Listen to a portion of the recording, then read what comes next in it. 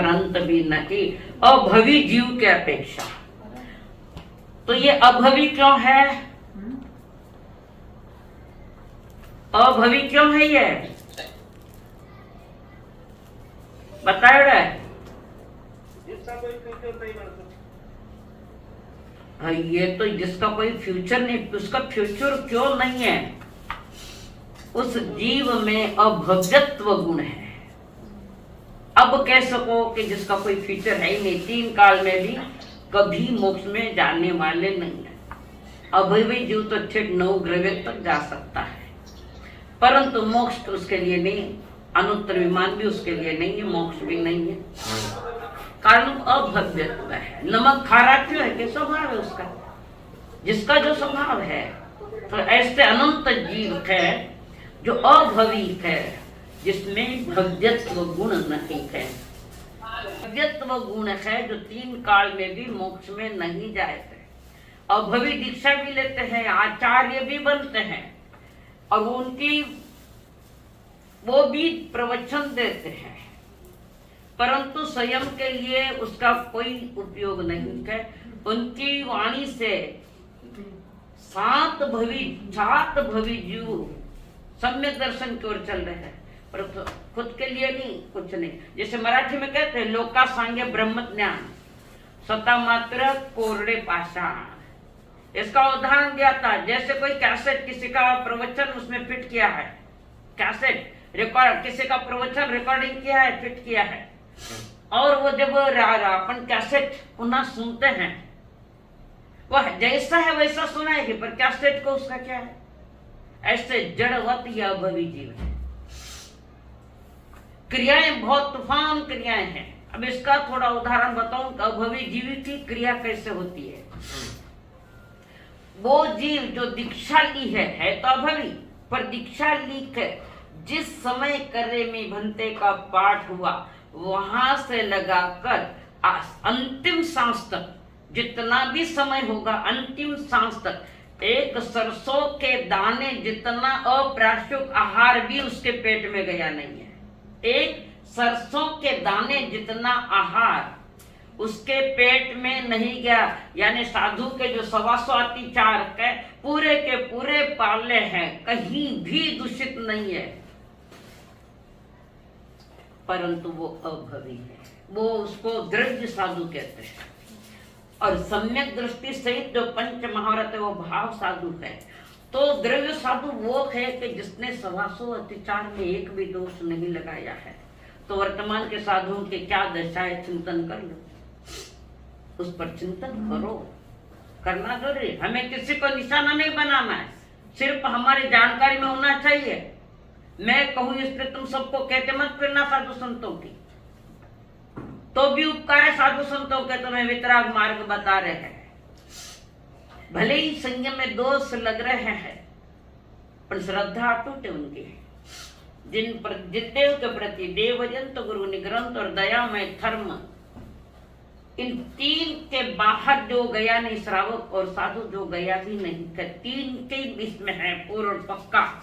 अरिहंतो महादेव जाव जीवम सुसमन गुरुणम जिन पणतम ततम यह सम्मतम मैं। ये व्यवहार सम्यक दर्शन भी उत्कृष्ट होना चाहिए, वरना गड़बड़ है सारी। पर आज भी गड़बड़ी है, व्यवहार सम्यक दर्शन भी उत्कृष्ट नहीं है।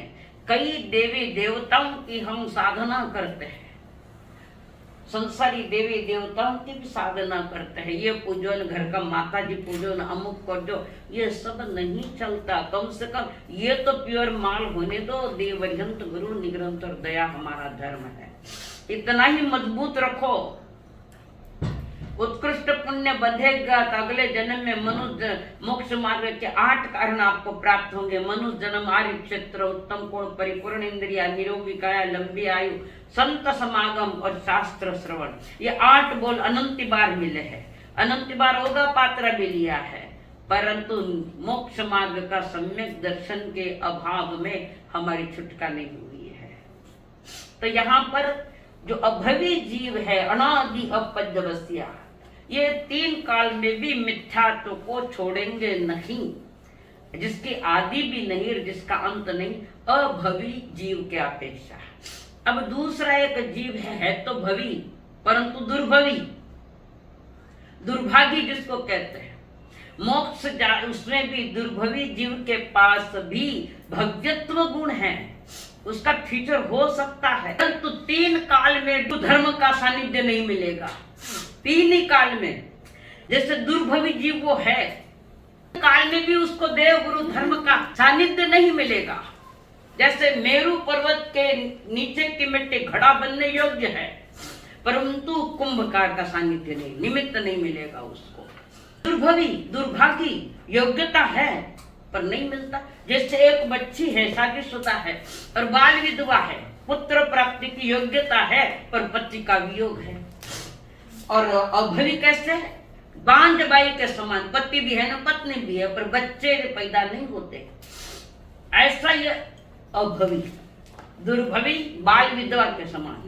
और एक भविक है, जो उस भविक के पास देव गुरु का सानिध्य भी है, जिदवाणी सुनने को मिल रही है, अटूट विश्वास है देव गुरु धर्म के प्रति, निज आत्मा के प्रति पूर्ण श्रद्धा अनुभूति वो पाएगा और मोक्ष जाएगा। तो ये सारे तीनों के तीनों पारिणामिक भाव के भेद है। देखो ये पारिणामिक भावों के भेद है। तो पहले गुण स्थान में अभवी भी है, अनादि अपज्यवस्या, दुर्भवी भी है, वे अभवी के समान है, ये भी कभी मोक्ष नहीं जाएंगे। और तीसरा है हमारा साधी सपज्यवस्या। साधी सपज्यवस्या, जिस जीव ने चतुर्थ गुण स्थान को स्पर्श कर लिया, मिथ्यात्व की एक शिला के 3 टुकड़े कर दिए, उसकी शक्ति कमजोर कर दी है। तो जो चौथे गुण स्थान में गया है, उपशम संकेत प्राप्त की और गिरता हुआ पहले गुण स्थान में आया है, तो अनादि का अंत किया, पर यहाँ से उसका पुनः मिथ्यात्व चालू हुआ है। इसको कहते हैं आदि, जिस मिथ्यात्व की आदि है। जिसने एक बार भी सम्यक दर्शन प्राप्त नहीं किया वो अनादि गिना जाता है। और जो जीव एक बार सम्यक दर्शन प्राप्त करके पुनः गिरता गिरता नीचे आया है, तो उसके मिथ्यात्व के अब आदि है। पर नियम है कि आदि तो है पर इसका अंत भी करेगा, मोक्ष जाएगा वो साधी सपज्यवस्या इसको कहते हैं। तो अनादि अपज्यवस्या, जिस मिथ्यात्व का आदि अंत नहीं, ये अनादि अपज्यवस्या। इसमें 2 प्रकार के जीव है, अभवी और दुर्भवी। उसके बाद आता है साधी सपज्यवस्या, जिसकी चर्चा मैंने की कि सम्यक दर्शन को प्राप्त करता हुआ जीव गिरता, परिणामों से गिरता हुआ नीचे आया है। ये उपशम संकेत वाला, जिसने अनादि वाले ने 5 प्रकृतियों का उपशम किया, अनंतानुबंधी, चौकड़ी और मिथ्यात्व। और जो गिरता गिरता आया ना, पुनः जब सम्यक दर्शन प्राप्त करेगा तो 7 प्रकृतियों को दबाएगा, अनंतानुबंधी, चौकड़ी और दर्शन मोहनी के 3। जिसने जो गिरता नीचे आया है, अब उसके पास दर्शन मोहनी की 3 प्रकृतियां हैं। पहले एक थी अनादि वाले के पास, अब आई 3, मिथ्यात्व मोहनी, मिश्र मोहनीय और संकित मोहनीय। इसके मैंने चित्र भेजे हैं आपको, वहां से पढ़ लेना, बार बार नहीं करूंगी। आगे जो है दुर्भवी, भव्यत्व गुण है पर उस मोक्ष नहीं मिलेगा, कारण 3 काल में देव गुरु धर्म का सानिध्य नहीं मिलेगा उसको। अपने आप के पुण्य की सराहना करो कि हमें देव गुरु धर्म मिले, मार्ग मिला, जानकारी दे रहे मोक्ष मार्ग की। हमारे लिए, हमारे ऊपर उन महापुरुषों के कितने एहसान है, जिस अरिहंतों ने ये वाणी दी और हम तक पहुंची है। तो कितनी अपने पुण्य की सराहना करोगे। आर्य मनुष्य जन्म मिला है, आर्य क्षेत्र मिला है, उत्तम कुल भी है। उत्तम कुल धनवान नहीं, जिस घर में धार्मिक अनुष्ठान होते वो उत्तम कुल, वो भी मिला है। निरोगी काया मिली है, लंबी आयु भी मिली है, नहीं तो माँ के पेट में मर जाते या माँ मार डालते डॉक्टर को कहते। माँ के उपकार है कि कम से कम हमें जिंदा बचा, जिंदा बाहर लेकर आए हैं, तो वो भी मिला है। लंबी आयु भी मिली है, निरोगी काया भी मिली है, नहीं तो जन्मता ही दवाएं चालू हो जाती। निरोगी काया लंबे। यहाँ निरोगी काया का खास अर्थ है कि जिसका मन रोगी नहीं है। और मन रोगी किसमें? मिथ्या, अव्रत, प्रमाद, प्रचाय, ये सब रोगी के लक्षण है। आत्मा का रोग है 5 रोग। तो इसमें वो जीव रोगी है, इस रोग को ही मिटाना है। और भवी जो जीव जिसको, तो यहाँ पर एक भवी जीव जो नियम से मोक्ष जाएगा किसी न किसी भाव में, वो भवी। तो 8 बोल अनंत बार मिले हैं। अब हमें 2 बातों का पुरुषार्थ है, श्रद्धा और संयम। 10 बोल है, 8 पूर्व प्रारब्ध से या पूर्व पुण्य से और 2 वर्तमान के पुरुषार्थ से मिले। तो पुरुषार्थ तो 2 में करना है, बाकी सब रेडीमेड माल तैयार है बिल्कुल। उसके आगे यहाँ पर ज्ञानी जन फरमा रहे हैं, सुखी या दुखी है द्रव्य कर्म 8 कर्मों का उदय नियम से निमित्त रूप है।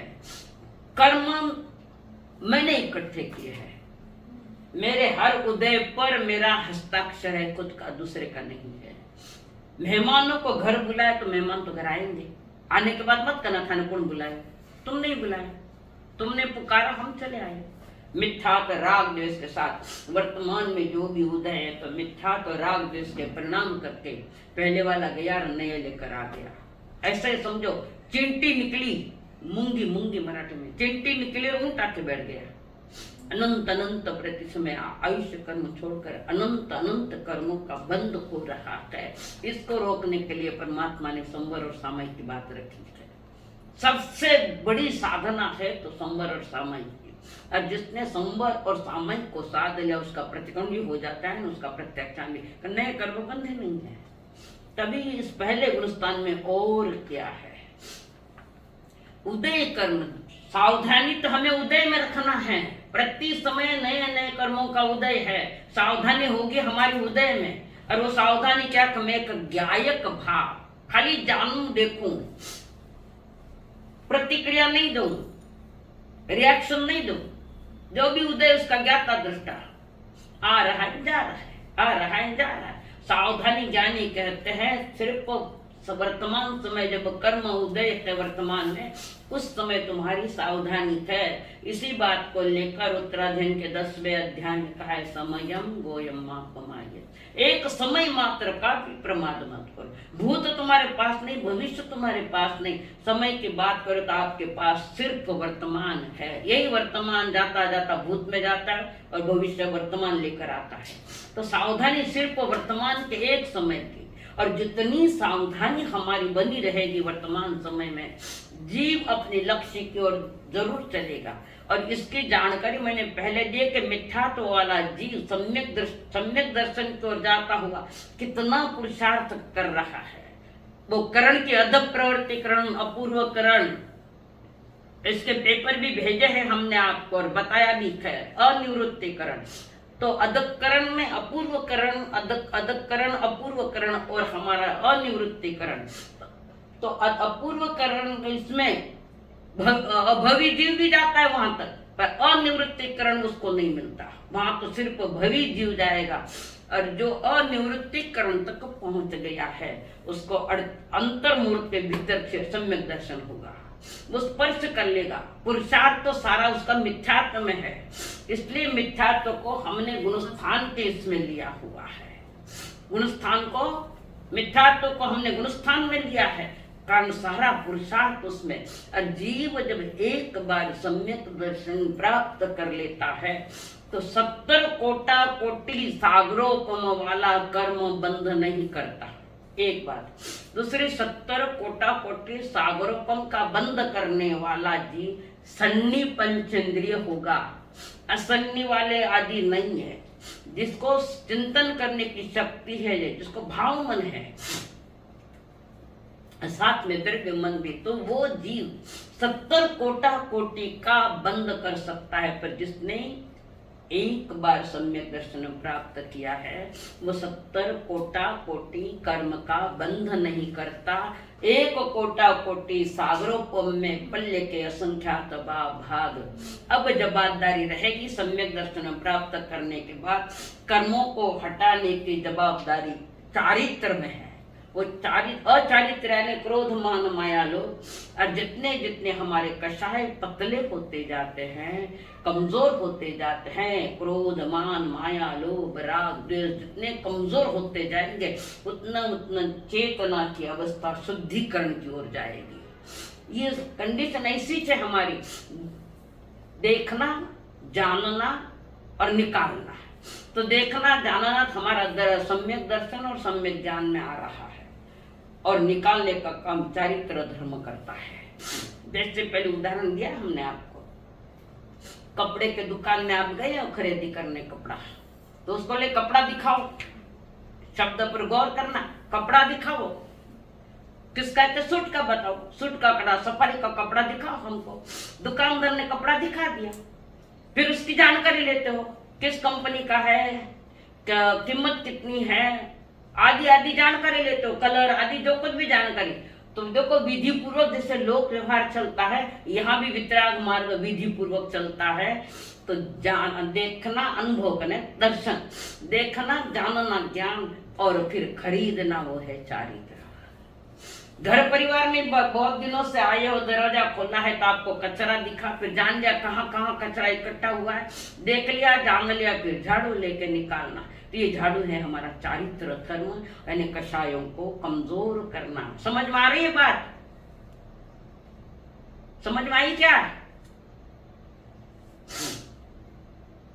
समझ में आ रही शांति भाई? हाँ, जिसको समझ में नहीं आया वो वहां नोट कर ले। ये क्लास होने के साथ पुनः प्रश्न उत्तर की चर्चा करेंगे। हाँ, तो देखिए, कर्मोदय में जीव जब अपने परिणाम बिगाड़े, कर्म उदय है और हमने अपने परिणाम बिगाड़े। याद रखना, पतन हमेशा भीतर से होता है। बाहर की क्रिया हो या न हो, पर जीव का पतन हुआ है तो भीतर से हुआ है, और जीव का उत्थान भी हुआ है तो भीतर से ही हुआ है। और गति का बंद घूमता रहा तो परिणाम भी हमारे भीतर के है। हर कर्म का कर्ता तू स्वयं है, तू है थारो करता धरता, तू ही करता है, तू ही भोगता है। यह अज्ञान दशा में है। तो यहाँ पर ज्ञानी जन कहते कि जब कर्म उदय होता है, जो कर्म उदय में नहीं आया उसका कोई विषय नहीं, पर जब कर्म उदय आया है, अगर आपने अपने परिणाम बिगाड़े हैं तो पुनः नए कर्म बंद होता है, नया कर्म बंद होता है। तो हमें करना क्या है कर्मोदय में कि नए कर्म नहीं बंदे, इसकी जवाबदारी, और नए कर्म बंद न होवे इसके लिए परमात्मा ने जो हमें साधना दी है कि नया कर्म न बंधे, उसके लिए पवित्र साधना परमात्मा ने संवर और सामायिक 32 शास्त्र का सार ये संवर और सामयिक है, वो भी सम्यक दृष्टि पूर्वक। और व्यवहार अगर सम्यक दर्शन नहीं और हम संवर साधना करते हैं, कम से कम अशुभ से बचते हैं, शुभ का बंद होता है। वर्तमान काल में सब पहली जवाबदारी हम अशुभ से बचे। अशुभ कौन है कि 18 पाप स्थान, ये अशुभ है। इसमें सबसे खतरनाक मिथ्या दर्शन जो लास्ट का है, जिसके पास वो 18वां है उसके पास 17 के 17 है। तो हमें वर्तमान में मात्र जवाबदारी हमारी है कि हम अशुभ से बचे। तो हमें कितना अशुभ से बचे, कहने को ले अशुभ का प्रतिक्रमण नहीं किया हो, है तो अशुभ में ही, प्रतिक्रमण कहाँ हुआ? अशुभ में ही हमारा आक्रमण चल रहा है। हिंसा, झूठ, चोरिया, मैथुन, परिग्रह, सब में सब के सब लेकर बैठे हैं। पुरुषार्थ ये करना है, गुरुस्थान समझने के बाद में ज्यादा से ज्यादा अशुभ से बचने का पुरुषार्थ करो। अशुभ से बचूं ताकि मैं शुभ में रहूं। मूल पुंज नहीं खोना है, मूल पुंज हमारा शुभ यानी पुण्य, उसको बचाना है। और यहाँ बच गया, हो सकता है यहाँ से महाविद्य क्षेत्र में जाकर हम श्रीमंत भगवान के श्री चरण में या समोसरण में बैठकर हम अपना कार्य कर सकते हैं। सारा मसाला तैयार है, बस श्रद्धा और पुरुषार्थ करना, श्रद्धा और संयम का पुरुषार्थ करना है। तो यहाँ पर ज्ञानी जन का है मिथ्या हमारे परिणाम बिगड़े हैं जब कर्म उदय आया है। कभी कभी मिथ्या तो कई उदय है, देवी देवताओं को मनाना, कल बताया सारे के सारे मिथ्यात्व के लक्षण बहुत सारे बताए, उसमें रहना बार बार, वो तुम्हारा उदय है और बाहर में तुम्हारी क्रियाएं चल रही है, सारी बाह्य की क्रियाएं, और आदमी उसी में डूबा है। घर की देवी देवता नहीं मानने तो देवी देवता कुछ कर देंगे हमें, तो ये तो भय का धर्म है। भय तो निर्भयता देता है, तुम भयभीत हो, इसलिए सारी देवी देवता लाकर घर में बिठाई है। और एक बात ध्यान ना, घर में अगर देवी देवता उठाकर हमने मंदिरों में रख दी है, परीक्षा होगी तुम्हारी कि तुम कितने मजबूत हो, परीक्षा होगी। और वही तुम्हारी तैयारी चाहिए कि कैसी भी समय आ जाए मैं हार नहीं मानूंगा, मेरा एक लक्ष्य है देव अरिहंत गुरु निग्रंथ और वितराग धर्म, दयामय धर्म या चारित्र धर्म। तो यहाँ पर जब कर्म उदय आया है तो उस कर्म उदय में स्वयं को संभालना, नो रिएक्शन नहीं प्रतिक्रिया, ये जवाबदारी खुद की है। यही गड़बड़ गौतम स्वामी ने की कि प्रभु के प्रति राग है, प्रभु के प्रति राग, भगवान फरमा रहे समय को ये माँ को माए, ये राग भी आग लगाता है। वितराग भाव रोक रखा है राग ने, केवल ज्ञान को भी रोक रखा है। प्रभु कहते हैं आओ आर्य गौतम समय को ये माँ को माए, 36 बार कहा, एक बार नहीं। तो हमें तो वो तो प्राप्त नहीं अभी, हम अपना वर्तमान में मात्र अशुभ से बचने का पुरुषार्थ करें कि अशुभ से मैं दूर रहूं। तो अशुभ का उदय है तो मैं संवर और सामयिक में रहूं, चिंतन में रहूं, मनन में रहूं, अनुभवन में रहूं। ये जवाबदारी, अशुभ से बचने का पूरा के पूरा पुरुषार्थ करो। पूरा तो नहीं बच सकते तो थोड़ा थोड़ा थोड़ा थोड़ा कम हो सकता है। संसार लेकर बैठे तो कुछ करना भी पड़ता है, तो फिर भी करते वक्त भी मन में खेद हो कि प्रभु संसार लेकर बैठा हूं, ये मेरी मजबूरी है, लेकर बैठा हूं, मुझे मजबूरी में करना। अंदर में खेद होना चाहिए, जैसे महिलाएं सब्जियों का शोधन करती है, प्रभु मुझे मालूम ये हरित है, इसका मैं शोधन कर रहा हूँ, परंतु वहां भी अंदर में खेद हो कि मेरी मजबूरी है, मुझे करना पड़ रहा है, भाव तो नहीं है।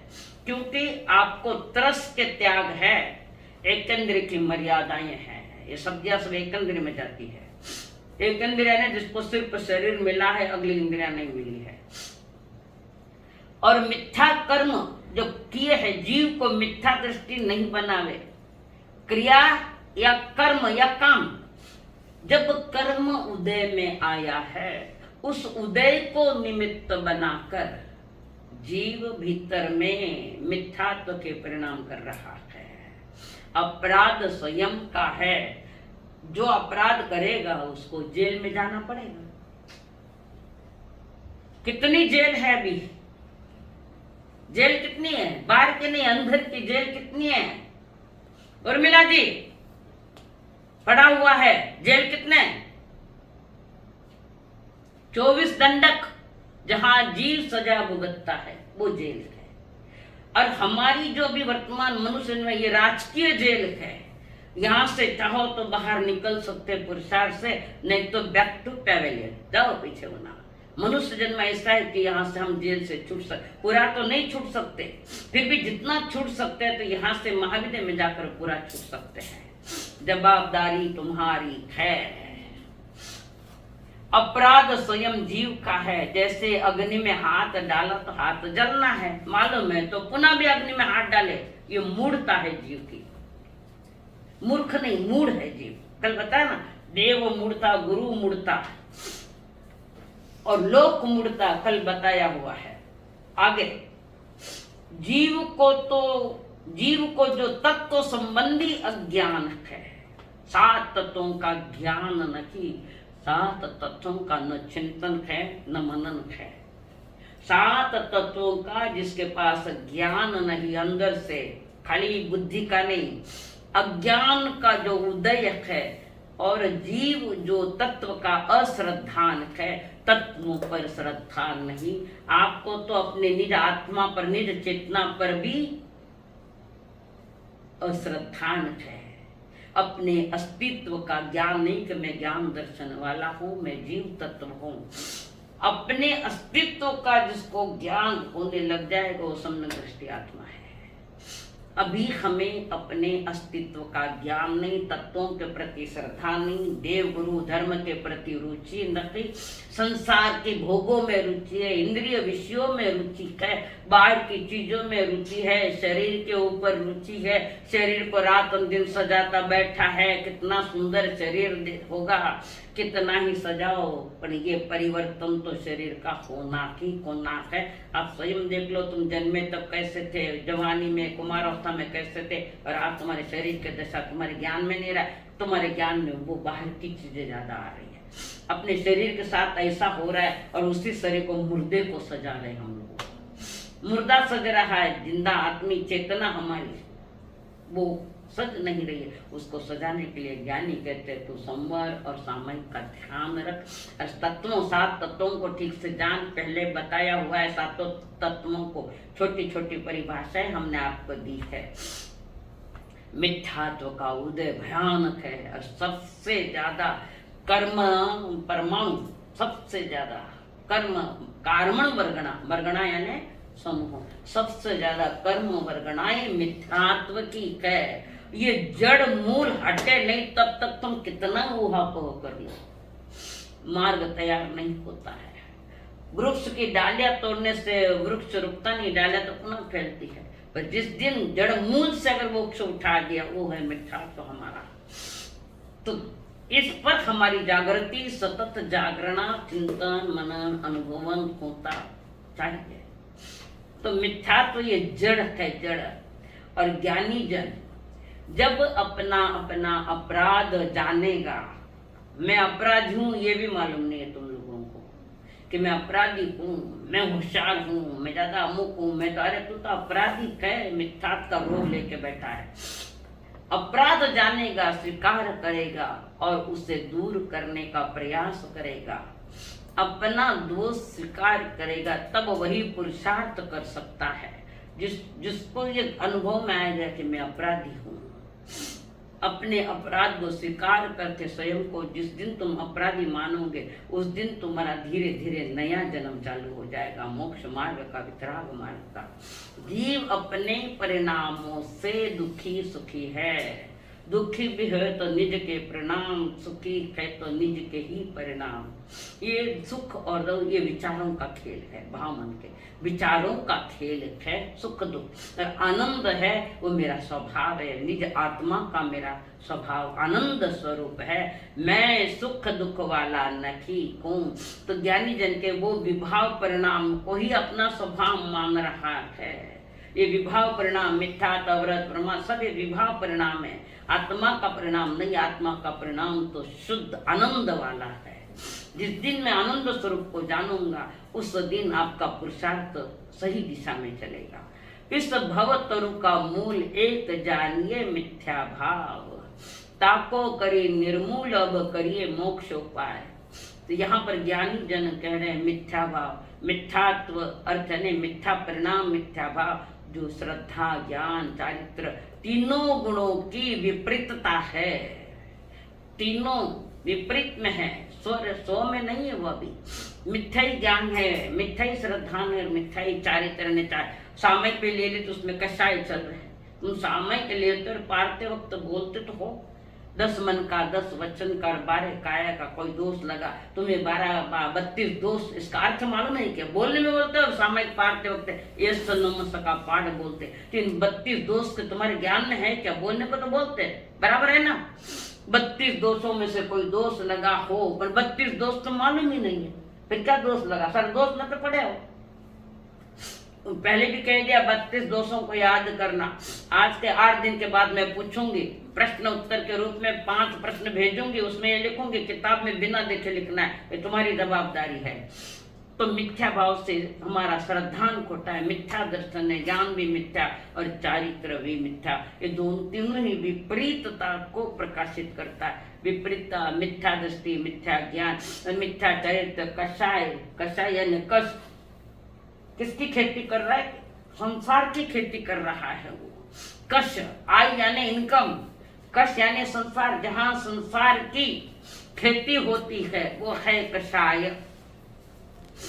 संसार की खेती में यानी 4 गतियों में जो तुम्हें घुमावे वो है मिथ्यात्व।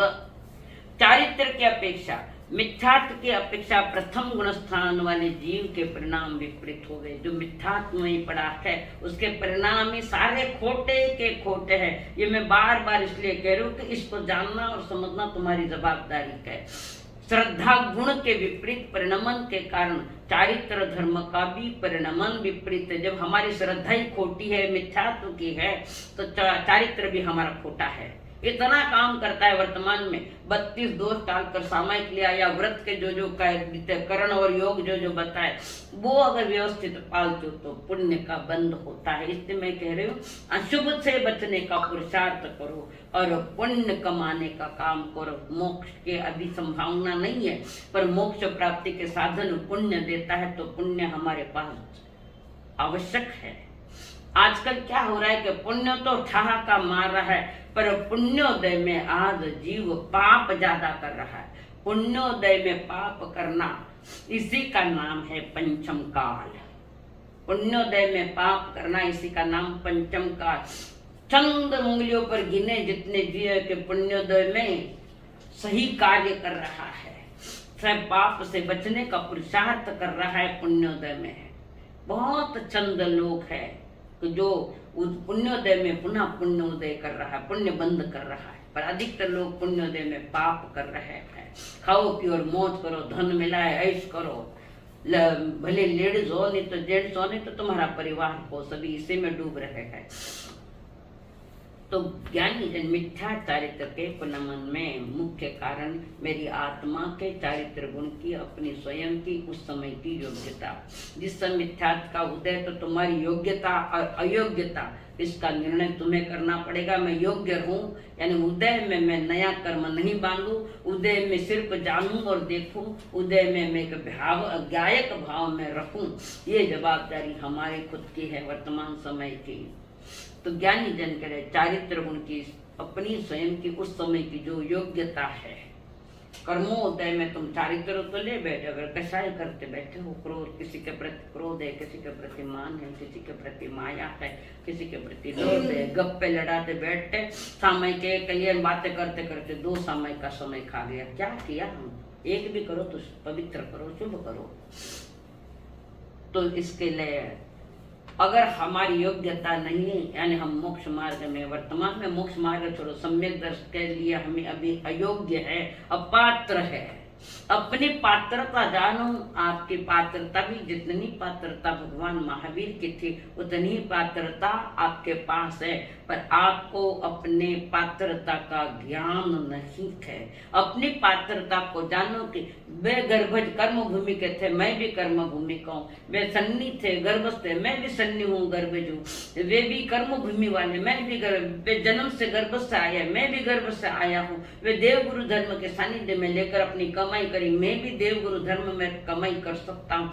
जितनी थे उनके पास उतनी आपके पास है, पर आप जो चीज अपने पास होती है उसकी कीमत नहीं होती। जो चीज अपने पास होती है उसकी कीमत नहीं है, और जब वो जो चीज अपने पास से चली जाती है, छूट जाती है, तब देवगति में गया तो कहता है ऐसा मनुष्य जन्म मुझे मिला था, मैंने खो दिया। देवता भी रोते हैं उस समय कि जिस समय तीर्थंकर जब उनकी शिविका जो दीक्षा लेने के लिए निकले, शिविका में बैठे हैं, तो इंद्र आते हैं शिविका उठाने के लिए, तो उनके तीर्थंकर के माता पिता आते, तुम इस शिविका को हाथ मत लगाना, तुम अयोग्य हो। कर्म तीर्थंकर की शिविका वही उठाता है, ध्यान से सुनना, तीर्थंकर की शिविका वही उठाता है, कर्म भूमि का मनुष्य, जो उन्हीं के शासन में दीक्षा लेकर अपनी पात्रता तैयार करेगा, उन्हीं के शासन में शिविका वही उठा। उनको मालूम नहीं जो शिविका उठाने वाले कि इन्हीं के शासन में मैं साधु बनूंगा, इनके शासन में मैं महाव्रतधारी बनूंगा, ये उन्हें मालूम नहीं है। पर नियति का ऐसा खेल है कि जो शिविका उठाता है तो उन तीर्थंकर के शासन में ही दीक्षा लेकर अपना कोई कल्याण करता है, कोई उस मार्ग पर चल रहा है। ये मनुजन उस समय इंद्र की आंख में आंसू, धिक्कार हमारे देवलोक को, कुछ नहीं कि हम शिविका भी नहीं उठा सकते, तुम्हारी अयोग्यता है। तो हम ऐसे योग्य, अपनी पात्रता को जानो, पात्रता को समझो। काल की अपेक्षा इसका काल मिथ्यात्व काल अंतर मुहूर्त तथा अंतर मुहूर्त काल के पर्यंत मिथ्यात्व परिणाम के साथ रह के ये जीवात्मन जीवन बिता के पुनः सम्यक दृष्टि जो सम्यक दृष्टि प्राप्त कर पुनः आया है, पहले गुणस्थान में वापस आया है, परिणाम बिगड़े तो वहां पर पुनः वो पुरुषार्थ करता है, भले अंतर मुहूर्त में करे या अर्ध पुद्गल परावर्तन के भीतर में।